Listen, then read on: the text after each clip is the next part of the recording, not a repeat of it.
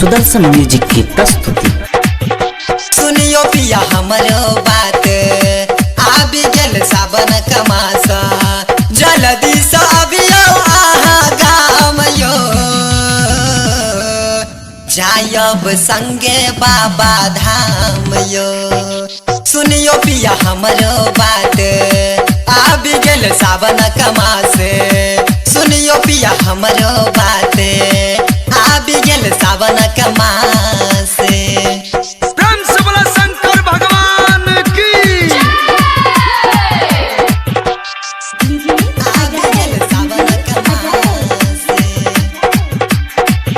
हयो काबर उठा हम बाबा धाम जायब गंगा जलपान मखान चढ़ायब गंगा जलपान मखान चढ़ायब हयो काबर उठा हम बाबा धाम जायब गंगा जलपान मखान चढ़ायब और चढ़ायब शिव का भांग यो जायब संगे बाबा धाम यो।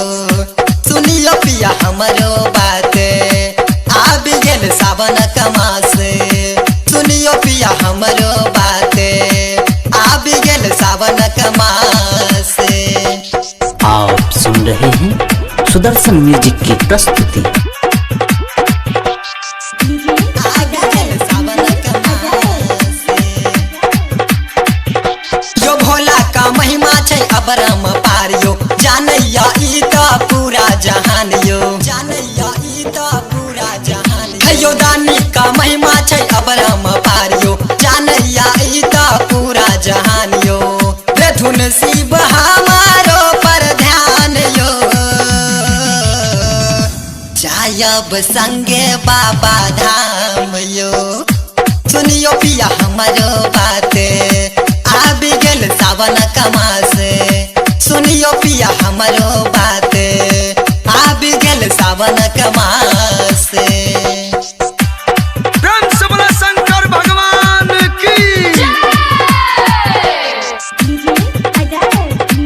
आबि गेल सावन कमासे हयो जायब जखन हम बाबा दुवरिया खोले देथिन शिव अपन केवरिया खोले देथिन शिव अपन केवरिया हयो जायब जखन हम दानी दुवरिया खोले देथिन शिव अपन केवरिया करब महादेव का गुणगान यो जायब संगे बाबा धाम यो। सुनियो पिया हमरो बात आबि गेल सावन कमासे